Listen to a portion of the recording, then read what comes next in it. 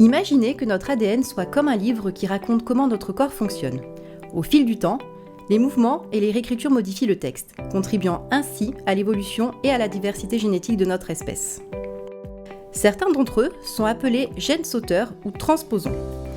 Ce sont comme des paragraphes spéciaux qui aiment jouer et changer notre livre génétique. Certains se déplacent, tandis que d'autres se dupliquent. Ils adorent sauter d'une place à une autre, créant un peu de désordre et ajouter du piquant à notre histoire génétique. Ils contribuent à la variabilité de notre génome. La plupart d'entre eux sont d'anciens vestiges d'éléments génétiques qui ont perdu la capacité de se déplacer. Certains en particulier, appelés rétrotransposons L1, ajoutent de nouveaux passages à notre livre génétique. C'est là qu'intervient le projet Impact, pour comprendre comment ce nouveau paragraphe L1 s'insère aléatoirement dans notre livre génétique. Ils contribuent à la diversité de l'espèce humaine et n'ont aucune conséquence. Mais malheureusement, d'autres peuvent provoquer des maladies. Pour étudier ces gènes sauteurs, les chercheurs utilisent des outils spéciaux comme un séquenceur d'ADN. C'est comme une loupe qui permet de lire les paragraphes lettre par lettre ou encore des ciseaux moléculaires appelés CRISPR qui permettent de couper l'ADN à des endroits précis pour les coller ensuite là où on veut.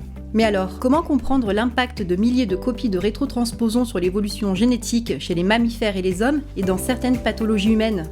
Les expériences réalisées par les chercheuses et les chercheurs du projet Impact à l'Institut de recherche sur le cancer et le vieillissement à Nice ont déjà apporté leur lot de surprises. Certains gènes sauteurs ne se contentent pas d'altérer le message génétique à l'endroit où ils s'insèrent. Ils peuvent également influencer la lecture de l'ADN à distance à travers des modifications épigénétiques, c'est-à-dire de petites modifications chimiques de l'ADN. Les gènes sauteurs apparaissent décidément comme de puissants moteurs de l'évolution. En conclusion, les gènes sauteurs ou transposons sont présents depuis des centaines d'années et ont contribué à la diversité génétique au cours de l'évolution. Ils se déplacent ou se dupliquent dans notre génome. Reste à découvrir leur implication dans les cancers ou au cours du vieillissement. L'équipe du projet Impact travaille pour y répondre. Pour en savoir plus, rendez-vous sur scienceazur.univ-côte d'azur.fr.